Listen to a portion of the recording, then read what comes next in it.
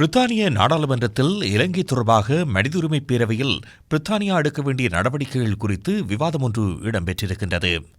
இலங்கை குறித்த அனைத்துக் கட்சி நாடாளுமன்ற உறுப்பினர் குழுவின் ஏற்பாட்டில் இந்த விவாதம் ஏற்பாடு செய்யப்பட்டது. 3 கட்சிகளையும் சேர்ந்த பல நாடாளுமன்ற உறுப்பினர்கள் இந்த விவாதத்தில் உரையாற்றியிருக்கின்றனர். இலங்கை குறித்து பேரவையில் சமர்ப்பிக்கப்பட்டிருக்கின்ற பிரேரணையில் சர்வதேச குற்றவியல் நீதிமன்றத்திடம் இலங்கையை பாரப்படுத்தும் ஏற்பாடு இல்லை என்று அவர்கள் கவலை வெளியிட்டிருக்கின்றார்கள். இலங்கையில் தொடரும் மனித உரிமை மீறல்கள், ஜனநாயகத்திற்கு எதிரான கட்டமைக்கப்பட்ட நடவடிக்கைகள், சிறுபான்மையினரின் உடல்கள் தகனம் செய்யப்படுவது, அம்பிகை செல்வகுமாரின் உண்ணாநிலை போராட்டம் போன்ற பல விடயங்கள் குறித்து அவர்கள் உரையாற்றினார்கள். அரசின் சார்பாக பதிலளித்து உரையாற்றிய ஆசிய பிராந்தியத்திற்கான அமைச்சர் நைஜல் ஆடம்ஸ், இலங்கையின் மனித உரிமை நிலைமைக்கு பிரித்தானியா நீண்டகாலமாகவே முன்னுரிமை வழங்கி வருவதாக தெரிவித்தார். மனித உரிமை சபை தீர்மானத்தை நிறைவேற்றுவதற்கு தேவையான ஆதரவை திரட்டும் பணியில் தற்பொழுது ஈடுபட்டிருப்பதாகவும் எதிர்வரும் வாரத்தில் அது நிறைவேற்றப்படும் என்று எதிர்பார்ப்பதாகவும் அவர் தெரிவித்திருக்கின்றார். Thanking the backbench committee for approving the debate and the Right Honourable Member for Kingston and Surbiton and the Honourable Member for Carshalton and Wallington for co-sponsoring it. I proudly declare my interest as the Vice Chair of the All-Party Parliamentary Group for the Tamil Community. For 12 long years since the end of the Sri Lankan Civil War, I have stood alongside my Tamil constituents on the road to truth, justice and accountability.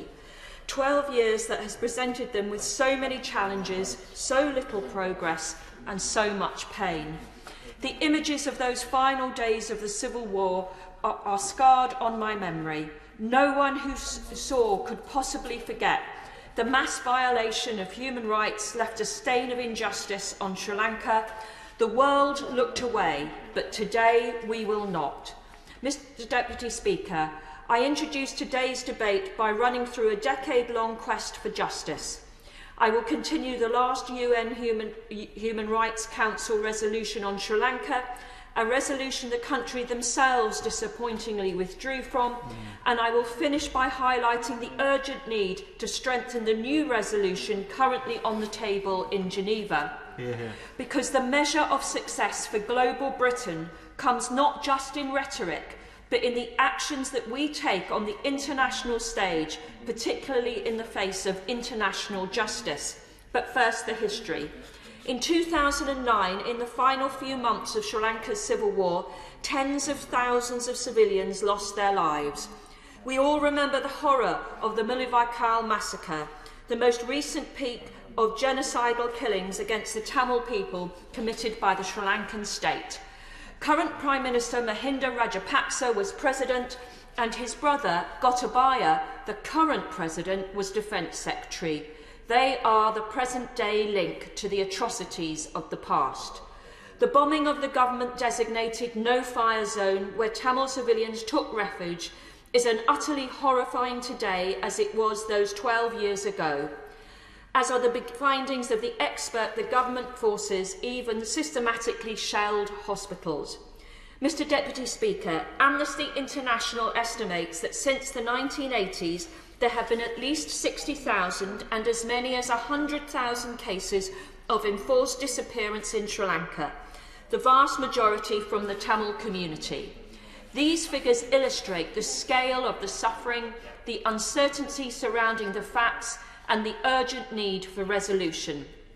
Members will have heard of the horror of rape, torture, and murder used during the Civil War.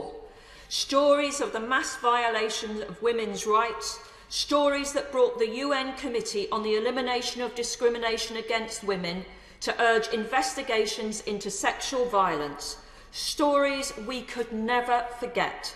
But to this day, no one has been held accountable for international crimes committed, crimes that have led many to accuse the Sri Lankan government of genocide against the Tamil community. The pursuit of justice must now move decisively forward with more sincerity from the international community. The Human Rights Council meeting happening right now provides the perfect opportunity. Before turning to today's resolution, it is important to consider the resolution that came before. Passed in 2015 with the consensus of Sri Lanka, the previous resolution promised the establishment of a process of justice, accountability, reform and reconciliation. But 6 years on, and Sri Lanka has made clear that it has absolutely no intention of pursuing prosecutions or legal redress for war crimes. Their withdrawal from the process altogether could not have spelt this out more clearly. The little progress made rolled right back. The ongoing Human Rights Council meeting is our chance to finally secure progress, making clear that a country cannot fail to fulfil international commitments. To do so risks undermining the credibility of the Council as a mechanism of accountability. I turn to the current resolution, to which the UK is a penholder. Mr Deputy Speaker, it disappointingly falls short. First, there is no recommendation to pursue criminal accountability by referral to the International Criminal Court. I could barely believe my eyes reading the government's reasoning, citing insufficient Security Council support. Who are we to cast the veto for China or Russia before they have done so themselves? Our role on the international stage must be to send the loudest message that impunity will not be tolerated, not to preempt the inaction of other nations. Second, there is a clear need for an international, impartial and independent mechanism to investigate the most serious international crimes. The Minister may point to Resolution Operative Paragraph 6, but can he confirm whether preparation of files in order to facilitate criminal proceedings will be carried out in accordance with international criminal law standards? The resolution must absolutely clear the requirement to establish triple IM mechanism to investigate allegations of war crimes, secure evidence, identify perpetrators and prosecute those responsible. And the High Commissioner for Human Rights should continue to monitor and report on the human rights in Sri Lanka, providing recommendations to ensure justice for victims and accountability for perpetrators. To rely, as the Foreign Office argues, on the Sri Lankan government to investigate and prosecute all allegations of gross human rights violation is simply unrealistic, falling far short of our moral responsibility. Third, sanctions. Why haven't we applied sanctions against those credibly accused of gross human rights violations? The US has designated General Silva and his immediate family over his role in the extrajudicial killing of Tamils. It's an immediate step we could take, and the Minister cannot point to a veto as an excuse for our inaction. We must ensure a coherent approach to aid, trade, diplomatic and military engagement with Sri Lanka, consistent with the international obligations to human rights. It is long overdue. But it is the present day where I now turn. Mr Deputy Speaker, human rights are again under attack in Sri Lanka, with President Rajapaksa waging a campaign of war. Many of those who face serious wartime abuse allegations have been appointed to senior government positions. Members of the Rajapaksa family hold nine ministerial roles, including 7 cabinet posts, managing almost a quarter of the budget. It's total control. President Rajapaksa even pardoned one of few members of the security forces to be convicted of human rights violations, Saja Sunanul Ratanaka. Unsurprisingly, considering his stated determination to protect so-called war heroes during the presidential campaign. This intimidation is perhaps best symbolised in January's demolition of the Mutlikaval Memorial in Jaffna University. That same month, the High Commissioner for Human Rights' damning report warned that Sri Lanka was on an alarming path towards recurrence of grave human rights violations, calling on the Human Rights Council to take strong action to promote accountability and reconciliation. And it's not just the human rights of Tamils. The Rajapaksa government even insisted on forced cremation for those who had died from coronavirus, disregarding the religious beliefs of the Christians and Muslim communities in the country.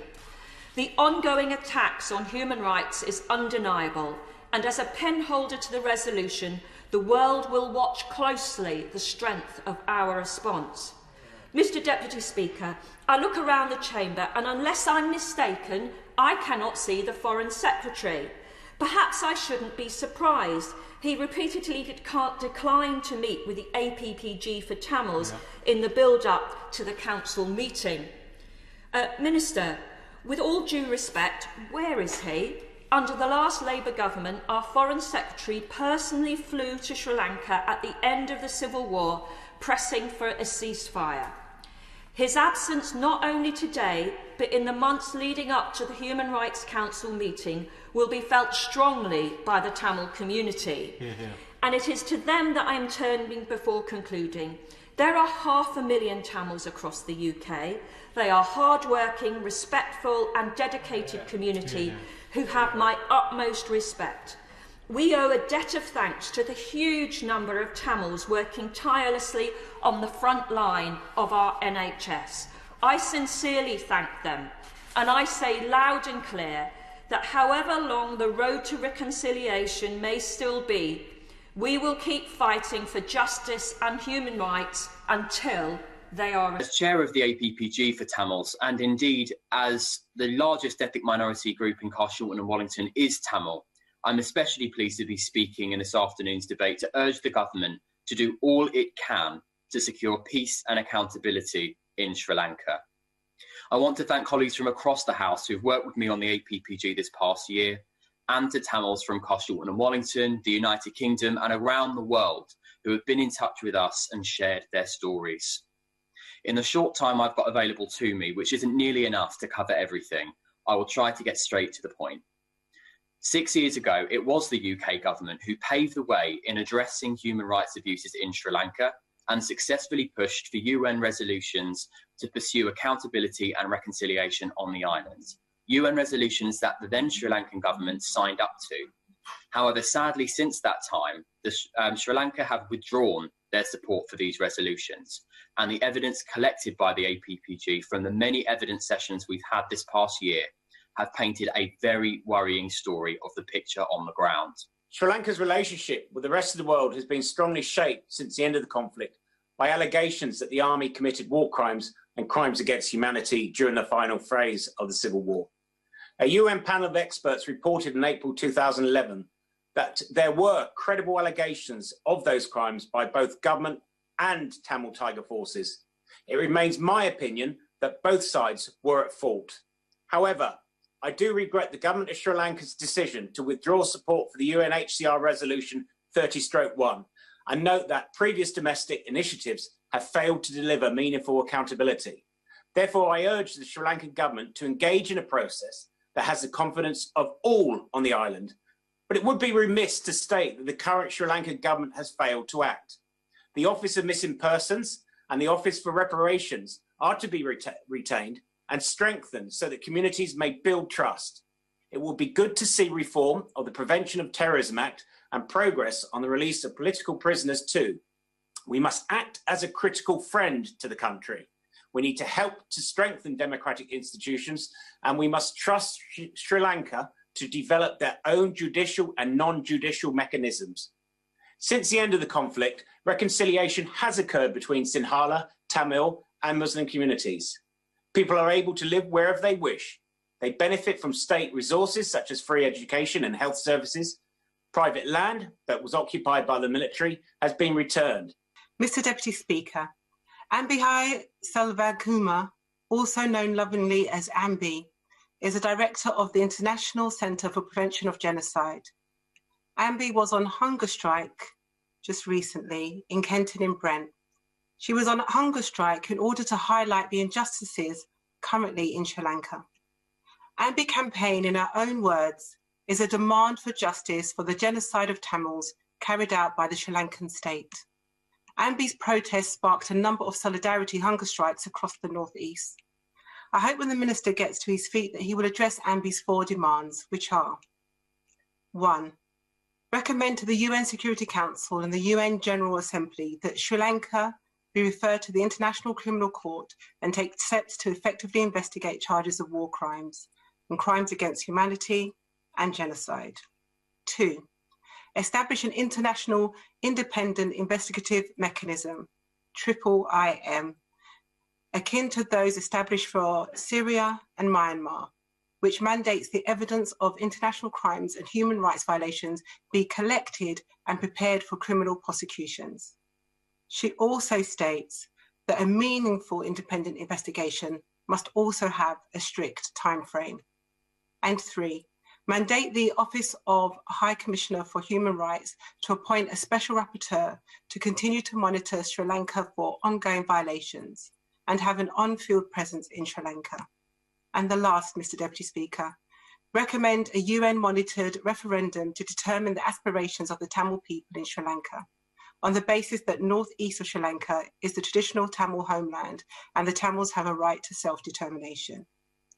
I hope that when the Minister gets to his feet that he will address Ambi's demands. Thank you very much, Mr. Deputy Speaker. Has made a donation to the Harlow Constituency Conservative Association.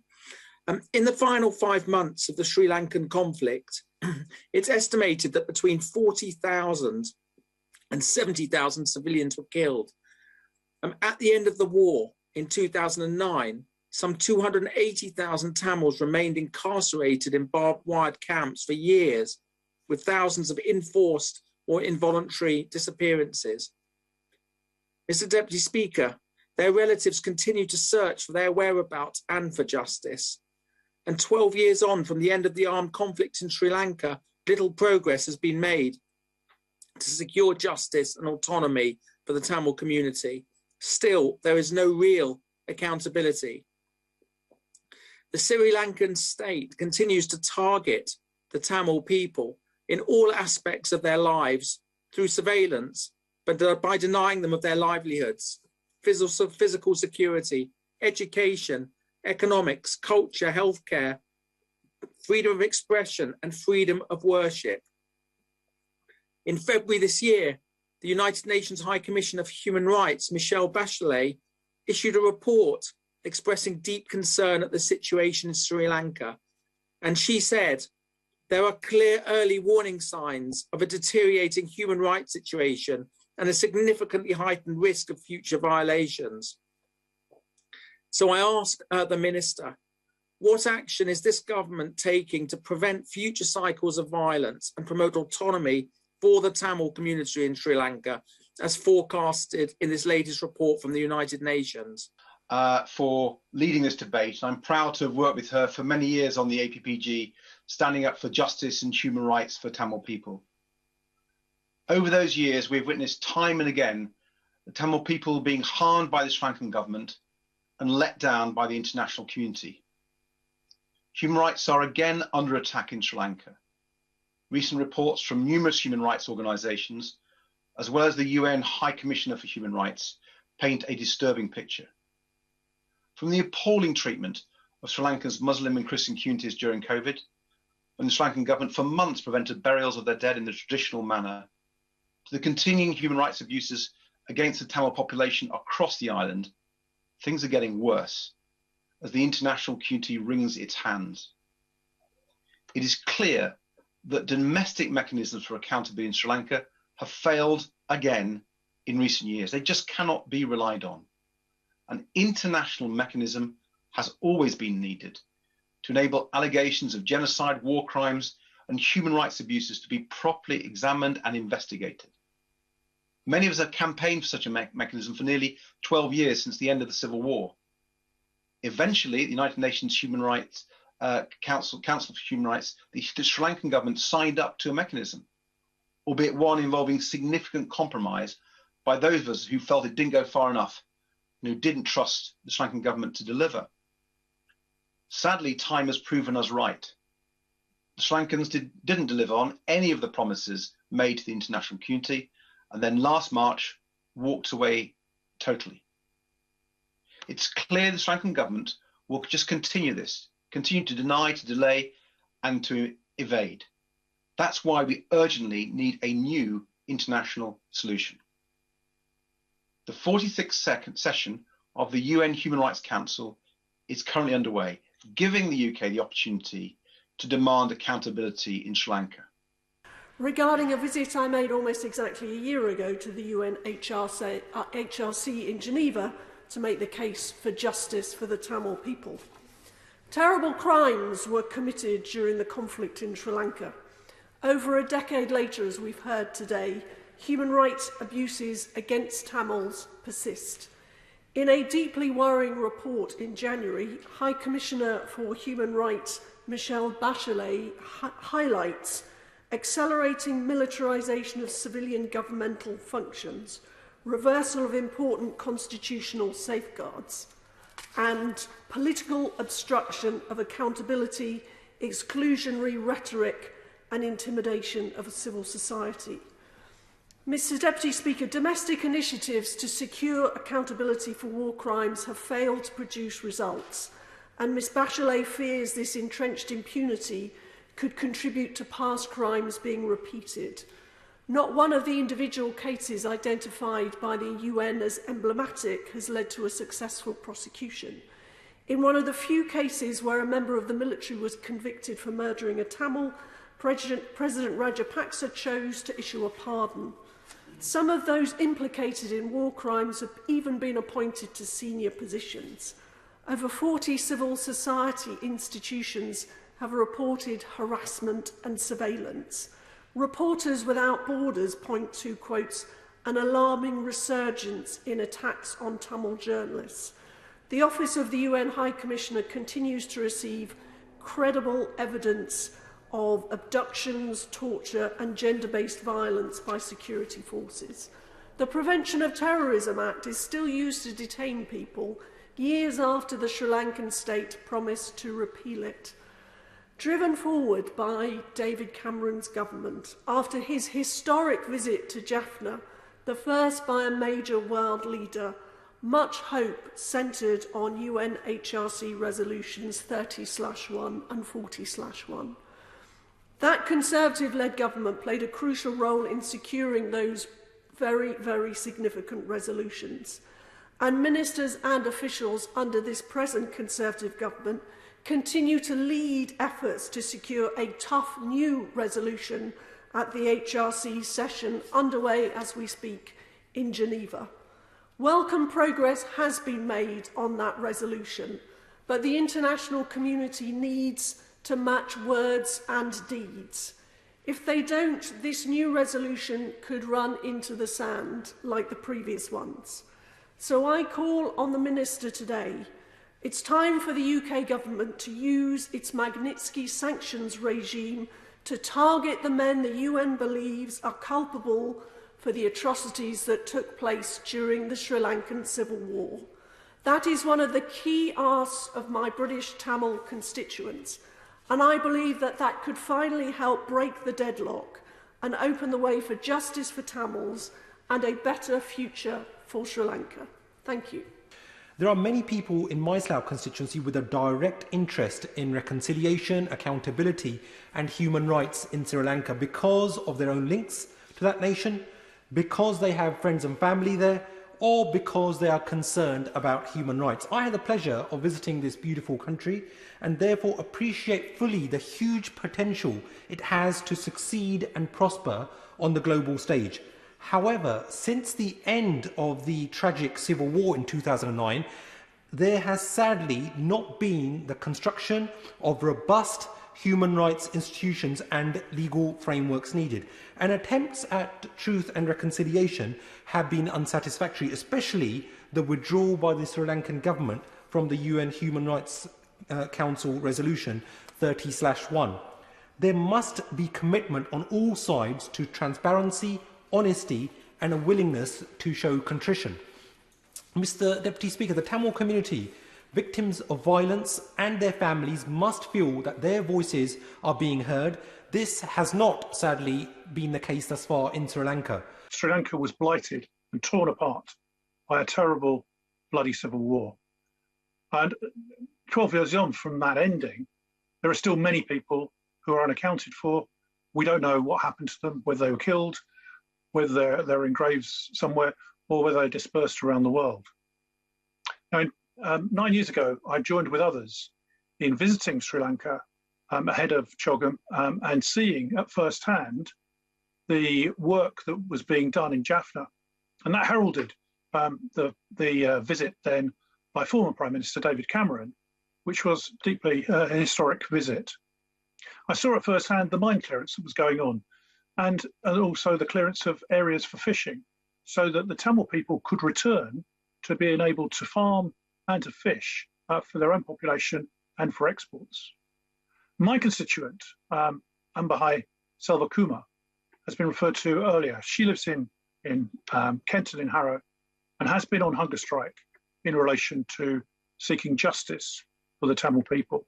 About Sri Lankan government's withdrawal from its commitment to reconciliation, to accountability, to human rights. And I'm also very concerned about the treatment of religious or belief communities within Sri Lanka. The UN Special Rapporteur for Freedom of Religion or Belief, Dr. Ahmed Shahid, visited Sri Lanka and noted that there were frequent reports of acts of intolerance and the failure of the state to protect individuals and communities targeted by such hostility.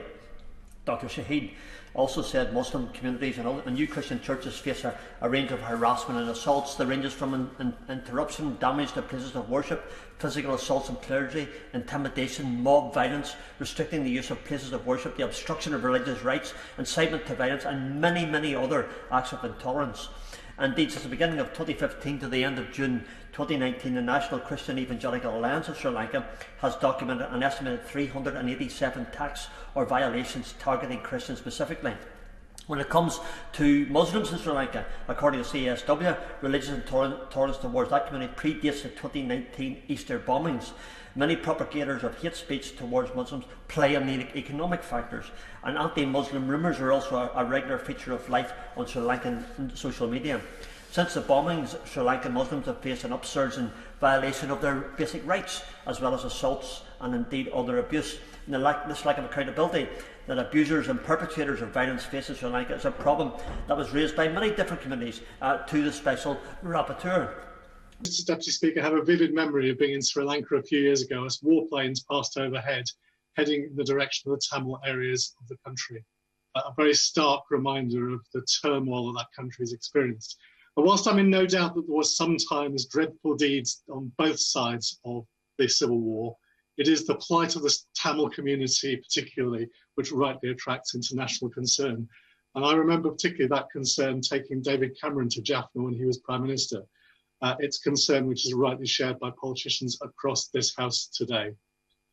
There can be no winners from the racial strife that continues to dog Sri Lanka today, and nor is it easy to see how that strife can end without accountability for what happened and genuine efforts for reconciliation between the two communities. And I know from my own constituency and the Tamil community that lives and worships here, how strong the sense of resentment and anger still is amongst that community, and also how very real and strong the concerns are for surviving relatives still in Sri Lanka. Many of my constituents lost relatives during the Civil War. Many of them still fear for relatives in today's Sri Lanka, where it's clear that the pressures on the Tamil community have not gone away. It is a tragedy. I also represent a community with members of the Sinhalese community living and working in it, playing an important part, for example, in our NHS. These are communities that should be able, back in Sri Lanka, to find a way of living alongside each other in peace and friendship. But unless that can eventually happen, there will be no long-term stability for the country. 12 years we now are, Mr. Speaker, after the end of the armed conflict in Sri Lanka, and the latest UN report on the country's human rights situation paints an extremely worrying picture. Since 2019, the situation in Sri Lanka has rapidly deteriorated. Widespread reports of torture and oppression, the reintroduction of the death penalty for certain drug offences, antagonistic behaviour such as demolition of the Mullavikal Memorial University of Jaffna, and the appointment of military officials such as General Silva to positions of authority are deeply troubling to people across Ilford. And in 2015, the UN Office of the High Commissioner for Human Rights completed a thorough investigation into the abuses by all parties in the Sri Lankan armed conflict, mandated by a UN Human Rights Council resolution, and it found strong and corroborated evidence that the 58th Division, led by Shavendra Silva, had extrajudicially executed surrendering soldiers and shelled marked civilian hospitals. the Sri Lankan government recently passed the 20th Amendment to the Constitution, which is seen by many as a significant challenge to democratic governance. The amendment, which has been opposed by civil society and religious leaders, removes almost all checks on the power of the executive president.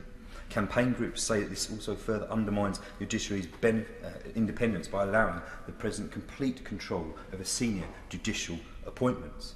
And in her latest report, the UN Human Rights Commissioner said that she is deeply concerned about the increased use of ethno-nationalistic and majoritarian rhetoric and symbols by the President, and other senior government figures have warned of return to violence. In relation to the Magnitsky Act and making sure that we use the full potential to ensure that we can bring people to justice who are committing human rights violations. And as ever, it's always a pleasure to be in the same debates as the member for Strangford, and I appreciate what he said.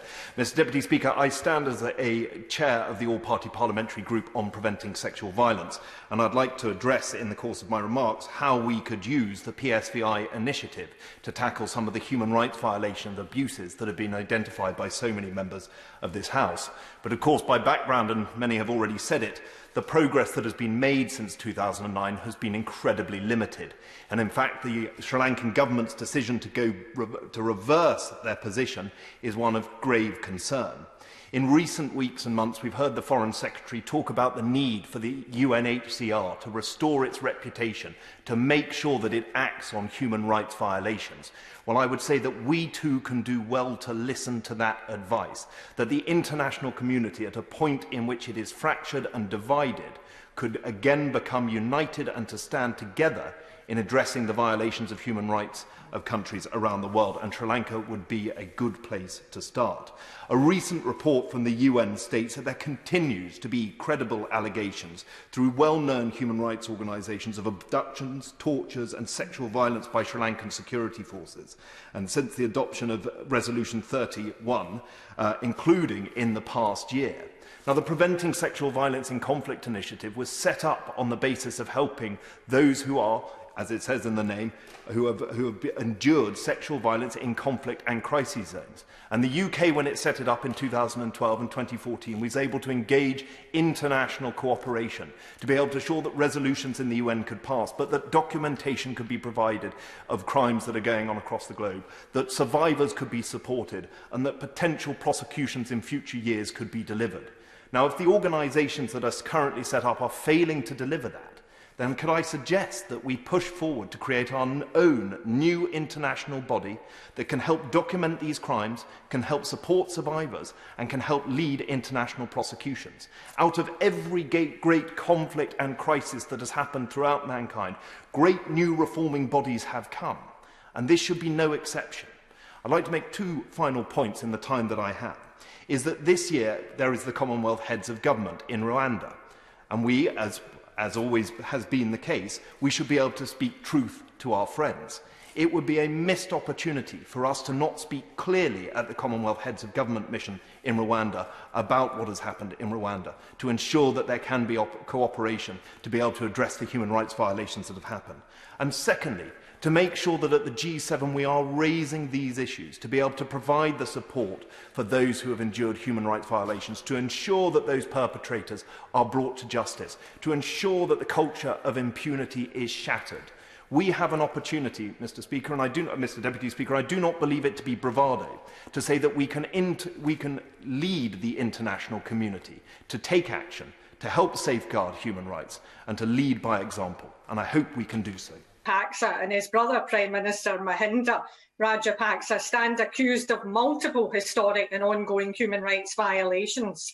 The administration continues to prevent any accountability from the Sri Lankan military, many of whose leaders stand credibly accused of innumerable war crimes in the Sri Lankan civil war. These leaders include Army Commander Shivendra Silva and Secretary of Defence Kamal Gunaratne, who are accused of deliberately shelling hospitals and civilians, involvement in sexual violence, extrajudicial executions and enforced disappearances. During the civil war, an estimated 100,000 people were forcibly disappeared. These disappearances have affected all communities, but the bulk of the victims were Tamils. Forced disappearances have also occurred in Sri Lanka before the war, when hundreds of students in the south of the country were disappeared and in its aftermath. The vast majority of these cases remain unresolved, and attempts by relatives of the victims to attain justice have provoked visceral resistance from the Sri Lankan state.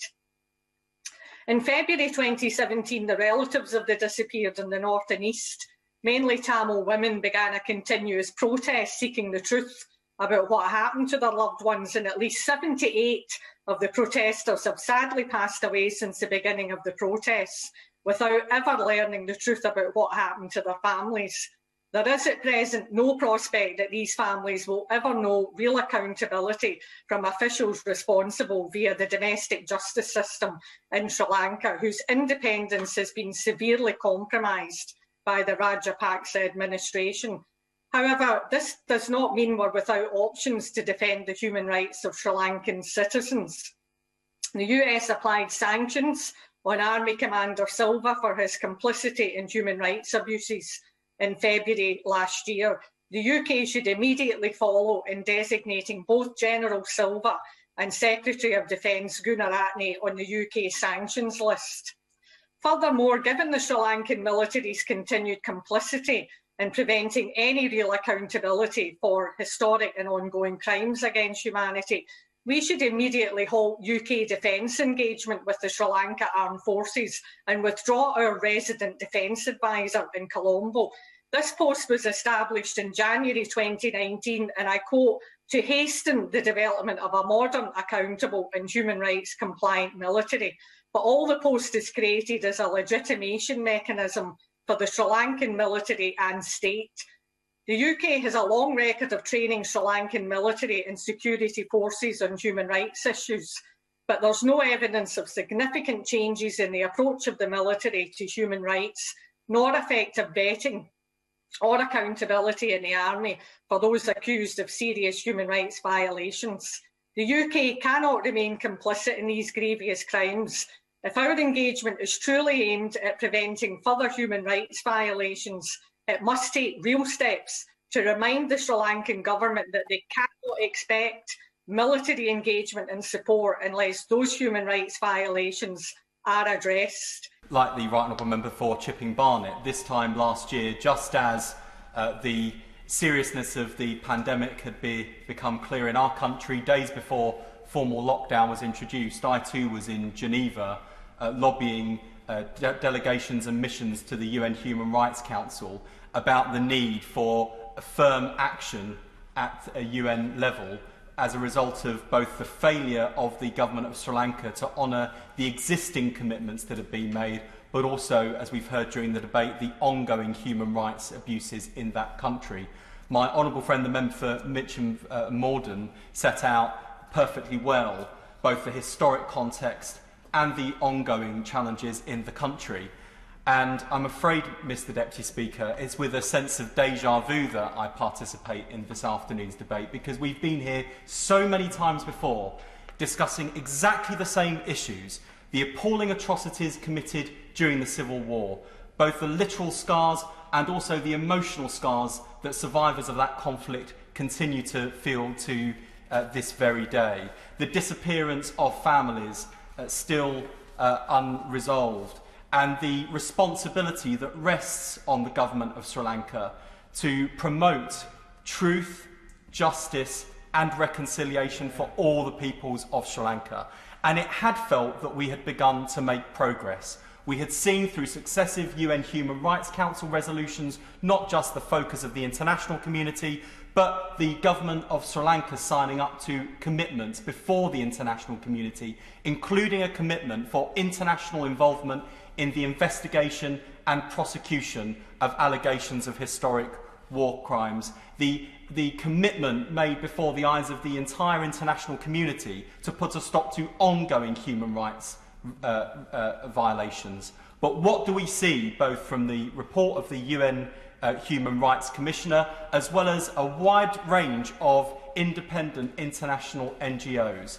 We see a picture described. Thank you, Mr Deputy Speaker. I agree with the Honourable Gentleman from Linford North. How many more times do we have to be here before we get firm action? I want to thank the Honourable Members who've secured this vitally important debate. And I also want to pay tribute to all my constituents and the community groups who have contacted me to express their views about the situation deteriorating in Sri Lanka. All of them, especially from the Tamil community, have impressed upon me the need for decisive international action to secure what? Just a peaceful and just future for the country. These next few days in the run-up to the UN Human Rights Council on Monday are critical to securing a meaningful international intervention that could lead to that better future.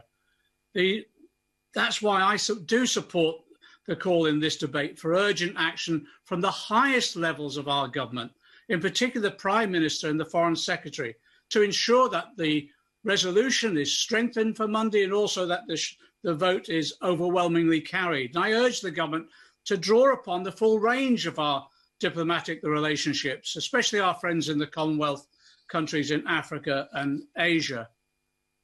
Many of us have been shocked but not surprised at the latest report in January on the situation in Sri Lanka from the UN Human Rights Commissioner. It sets out straightforwardly the litany of the concerns that our own constituents have drawn our attention to. The failure of the Sri Lankan government to address past human rights violations, the closing down of the space for independent voices, the intimidation of civil society alongside a deepening attitude of acting with impunity within the government, and a visible and increased militarization of the civil administration. And yes, the rise of ethno-nationalism and hate speech, and there clearly has been a concerted and targeted attack on the rights of Tamil and Muslim communities. I've been contacted by a number of my constituents in Coventry North West, for whom the pain and suffering caused by the civil wars in Sri Lanka and the persecution of the Tamil community is still very real. And many of us have been contacted about the hunger strikes currently undertaken by Mrs. Selvakumar. The fact that Mrs. Selvakumar feels that this is the only way to get her voice heard is deeply saddening. The move away from the UN Human Rights Council resolution this past year by the government of Sri Lanka is very troubling, and the ongoing human rights issues in that country must be a priority for the government as they focus our foreign policy on the Indo-Pacific region. The 30-year civil war between the Sri Lankan government and the Liberation Tigers of Tamil Eelam saw continuous and terrible human rights abuses by both parties. When the war ended in 2009, it was hoped that finally Sri Lanka might find peace and a chance to reconcile and heal the divisions that have beset the country since independence. But progress has been slow and halting at best. And since the Sri Lankan government removed itself as a co-sponsor from the UNHRC resolution, there have been increasing concerns about their commitments to peace and justice.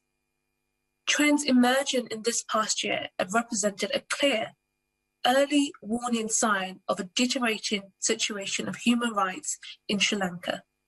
We have seen an acceleration of the militarization of civilian government functions, the erosion of the independence of the judiciary and key institutions, increased marginalization of the Tamil and Muslim communities, and even the destruction of a memorial to the victims of the war.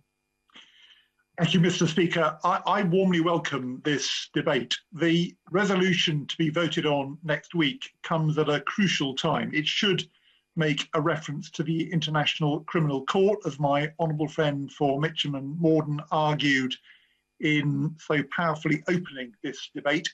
The evidence gathering element is crucial to maintain material for the international accountability which Sri Lanka has resisted for so long, but which must in due course come. And I welcome the proposed commitment to regular report backs on the conditions in Sri Lanka. As others have reminded of the House, we now have a UK mechanism for sanctions against those guilty of human rights atrocities. Will we sanction those guilty in Sri Lanka? The US has rightly designated Army Commander Shavendra Silva, mentioned already. He led the ground assault on the beaches of Mullivai-Kal at the end of the Civil War, attacking civilians, hospitals, medical staff, no fire zones. Will we now do so too? Kamal Gunaratne, now Defence Secretary, led a February 2009 assault attacking civilian hospitals and food distribution points. He commanded the Joseph Army Camp, notorious for torture after the war. The UN has named him. Will we sanction him? Thank you, Mr. Deputy Speaker. Sri Lanka, as others have already alluded to, is a stunningly beautiful island. But to be one of its Tamil citizens, increasingly to be one of its Muslim citizens, and certainly to be Sinhalese and interested in human rights or an opponent of the Rajapaksa family, it is a very dangerous country. Many of those who are Tamil who live in my constituency believe that nothing short of a genocide continues to take place against Tamil citizens in Sri Lanka. With Tamil citizens increasingly, they believe, viewed by the Sri Lankan government in the same apparent way as the Chinese government views the Uyghurs. There is deep, deep frustration with the apparent impunity of the Rajapaksa family and their supporters from either domestic or international accountability.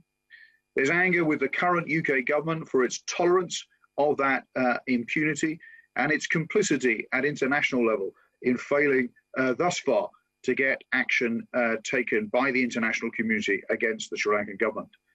There is disbelief too that Tamil refugees might be returned to a country so obviously ravaged by human rights abuses. And there is a demand similar to those that, as others have expressed, for Britain to use the powers it does have at its disposal already to hold to account those clearly implicated in serious human rights abuses, as many in the debate have already alluded to, not least my right honourable friend who's just spoken. And indeed, to take action as was recommended by the UN Commissioner for Human Rights.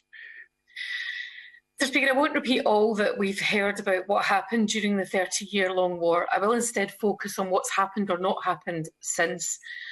It is a crime against humanity itself that nobody has been found accountable since this war ended 12 years ago. There's been a sleight of hand performance between then and now, with successive governments promising the international community and their own people that they will do X, Y, and Z, then drawing back, then promising again. But at the end of the day, progress is never made, accountability never happens, reconciliation is never credibly attempted, and peace never really comes to this beautiful island. And I know exactly how beautiful it is and its people, because I lived and worked in Gaul on the south coast for a short time during the Civil War. I cannot claim to have suffered because of it, but I certainly met many people who were suffering. I certainly heard stories and rumours of what was going on at the time. It was in the years afterwards, however, when I returned just after the war and was finally able to travel to the north, and on 2 further visits, that I heard firsthand what had happened to people. They were still frightened. In fact, one man gave me a copy of the book he'd written about his account of the abuses against the Tamil community. He was so afraid of what might happen to me should I be caught reading it. The Labour Party puts the rule of law, democracy and universal human rights at the very heart of our foreign policy. And we expect these principles to be upheld consistently in every country across the world, including Sri Lanka. We will always stand up for the universal rights and freedoms of all citizens when national governments refuse to live up to their international obligations. In 2009, in the final few months of Sri Lanka's long and brutal civil war, tens of thousands of civilians, mostly from the Tamil community, lost their lives. It is a scar on the conscience of the world that no one has been held accountable for these crimes, which include the deliberate shelling of civilian targets, sexual violence and extrajudicial executions. The shocking lack of accountability for past atrocities is compounded by the fact that the human rights violations in Sri Lanka continue to this day. Respected NGO Freedom from Torture has forensically documented more than 300 cases of torture by the Sri Lankan state since the war ended, and it continues to receive referrals for Sri Lankan individuals today. Mr. Deputy Speaker, the people of Sri Lanka, regardless of their ethnicity or religion, deserve justice. Those responsible must be held accountable, and peace and freedom must be secured for future generations. The Labour Party is therefore deeply troubled by what has been taking place in Sri Lanka since the election of Gotabaya Rajapaksa in December 2019. Firstly, he has militarised his government by appointing former soldiers such as Shavendra Silva and Kamal Gunaratne, who both stand accused of crimes against humanity, to key positions in his cabinet. Secondly, he's done huge damage to his government's credibility in the eyes of the international community by withdrawing from UN Human Rights Council Resolution 30/1, which sets out a process for delivering accountability for war crimes. Thirdly, we are profoundly concerned by reports of the forced cremation of victims of COVID-19, including those of Muslim and Christian faith for whom burial rituals and traditions are sacred. The World Health Organization has issued guidance stating that the burial of COVID-19 dead poses no danger to public health. Moving to the UN HRC resolution, I've written to the Minister twice in recent weeks and months regarding these issues and made it clear that the UK has a crucial and unique responsibility as the penholder at the UN Human Rights Council for Sri Lanka to show moral and political leadership in its approach to coordinating the international response. Thank you very much indeed, Mr Deputy Speaker.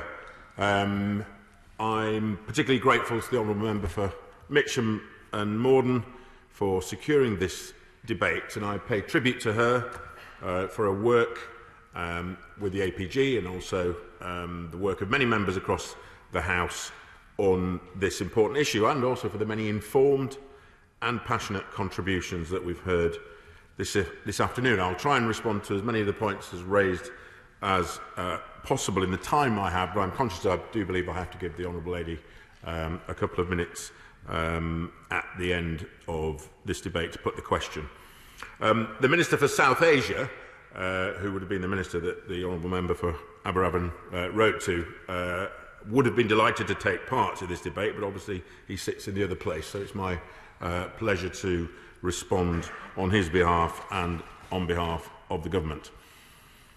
Human rights in Sri Lanka are an important issue and a long-standing priority for both for the UK government and for many fellow members. The debate's also timely, coming during the 46th session of the UN Human Rights Council, which began on the 22nd of February.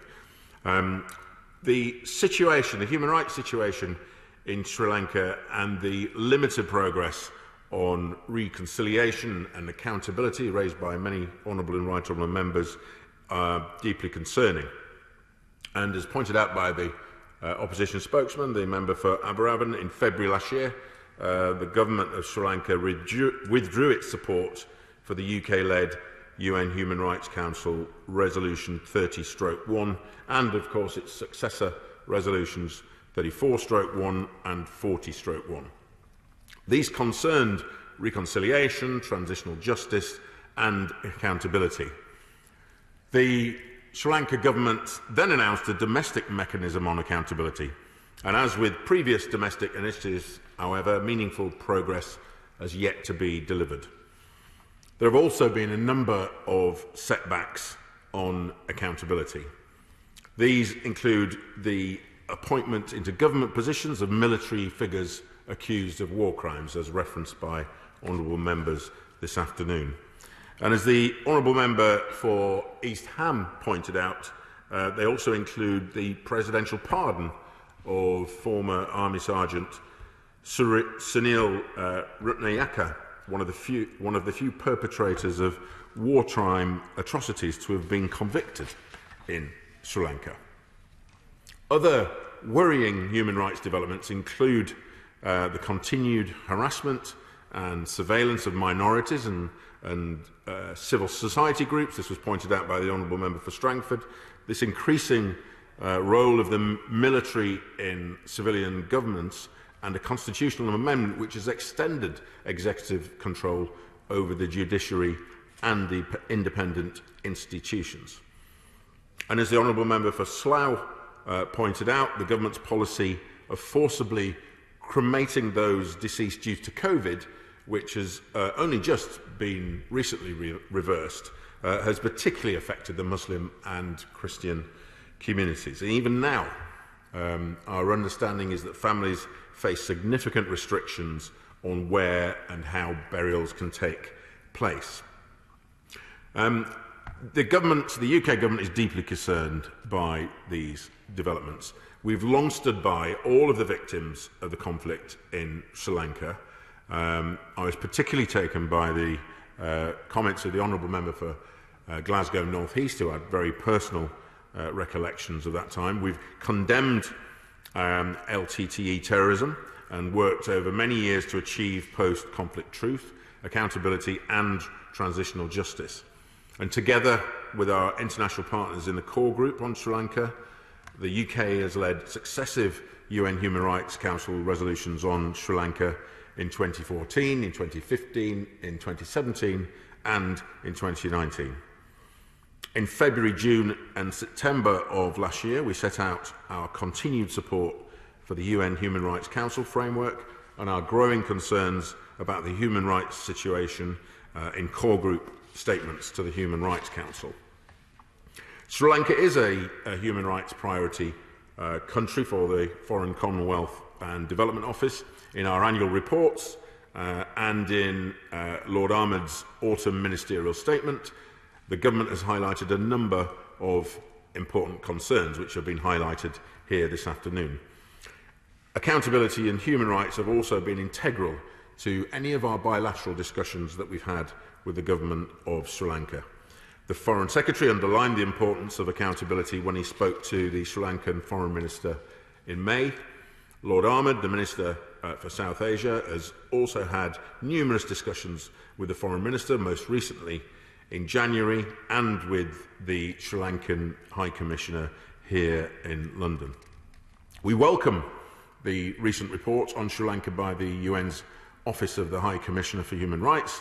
We agree with the High Commissioner that the Human Rights Council must continue to monitor the situation in Sri Lanka very closely, and we must continue to press for accountability and reconciliation. And along with our core group partners, the UK, as penholder, has presented a new draft resolution on Sri Lanka at the UN Human Rights Council. The resolution aims to provide a continued framework for international engagements on human rights in Sri Lanka. The draft calls on the government of Sri Lanka to make progress on accountability and human rights and stresses the importance of a comprehensive accountability process for all violations and abuses committed in Sri Lanka. And it aims to keep Sri Lanka firmly on the Human Rights Council agenda and requests enhanced OHCHR reporting on the human rights situation and, importantly, on accountability. A number of honourable and right honourable members have called for an international accountability mechanism, including the member for Mitcham and Morden and Kingston and Surbiton, a mechanism to collect and preserve evidence of human rights violations as part of the resolution. I can confirm that our resolution strengthens the capacity of the Office of the High Commissioner for Human Rights to collect, consolidate, preserve and analyse evidence. The resolution supports future accountability processes and it builds on the investigations conducted under previous Human Rights Council resolutions. We're now working hard to build support for our draft, which we hope will be adopted next week. Regrettably, the Sri Lankan government has made clear its opposition to further substantive action by the Human Rights Council. Nonetheless, we will continue to seek to work constructively with them on these issues. We will underline the importance of accountability and human rights in our dialogue with the government of Sri Lanka. My right honourable friend for Epsom and Newell, honourable friend the member for Harrow East, honourable members for Brent Central and Coventry North West raised the hunger strike carried out by Ambihai Selva Kumar. We understand, has been pointed out, that she was able to conclude her hunger strike 2 days ago. We absolutely recognise the concerns she's raised regarding the issues faced by the Tamil community in Sri Lanka. We've highlighted these concerns about the lack of progress towards post-conflict accountability and also the wider human rights situation. A number of honourable and right honourable members raised the question of sanctions. We established the global human rights sanction regime in July 2020, and in a statement to Parliament, the Foreign Secretary set out the full scope of the new regime without speculating, importantly, on future designations. We continue to consider further designations under this global human rights sanctions regime, and we keep all evidence and potential listings under close review. Mr. Deputy Speaker, I acknowledge and welcome the strength of feeling in the House. We're right to be concerned. We will continue to prioritise international efforts to support accountability and reconciliation at this current session of the Human Rights Council, and we're pushing very hard for our resolution to be adopted next week. But I must reiterate that we can't speculate on future designations again under the global human rights sanction regime. Finally, I want to make clear we want a positive relationship with Sri Lanka. We share deep historical ties. We work well together on a number of common interests like climate change and COVID recovery, and we value that partnership. But, Mr. Deputy Speaker, accountability and human rights must remain high on the agenda. Accountability and human rights to provide justice for all the victims of the conflict and for the lasting reconciliation and stability that will allow the people of Sri Lanka to prosper. Across the House who've taken part in this debate, their commitment to the people, the minority community of a small island is very much appreciated. But so too, their interest is because of the hard work of the members of the Tamil community who simply cannot forget the relatives they no longer have, the relatives they have no idea where they are, the relatives who were bombed in hospitals, who were left on beaches having lost their limbs by a government now led by the same men who did that to members of their family. Mr. Deputy Speaker, this is about credibility, this debate, about the credibility of the British government to take seriously the loss and distress of a community in this country, 500,000, who work hard, who do their best, who contribute greatly to our nation. Are we serious about representing them, or do we believe that governments that have powerful friends should be allowed to behave as they like? I would suggest, Mr. Deputy Speaker, that the government of Sri Lanka only understands very firm action. To rely on that government to seek out those who committed those atrocities or to take action is simply a fool's errand, and it has to stop. We have to seriously mean that we will help the Tamils in this country to find their relatives, to know what happened, and allow their relatives to live in a community where they are able to vote, to take part, and to seriously believe that their views are taken seriously. CMR YouTube சேனலில் இணைந்திருக்கும் நேயர்கள் அனைவருக்கும் எமது நன்றி. Comments பகுதியில் உங்கள் கருத்துக்களை தெரிவிக்க தவறாதீர்கள். முக்கிய செய்திகள், காணொளி தொகுப்புகள், நேர்காணல் என பலதரப்பட்ட அம்சங்களையும் உங்களுக்காக தருகின்றது CMR YouTube சேனல். CMR என்று சர்ச் செய்து எமது யூடியூப் சேனலை சப்ஸ்கிரைப் பண்ணுங்கள். உங்கள் உற்றார் உறவினர் நண்பர்களோடும் இந்த காணொளி தொகுப்புகளை பகிர்ந்து கொள்ளுங்கள். அருகில் இருக்கின்ற முக்கிய காணொளி தொகுப்புகளையும் தவறவிடாமல் பாருங்கள்.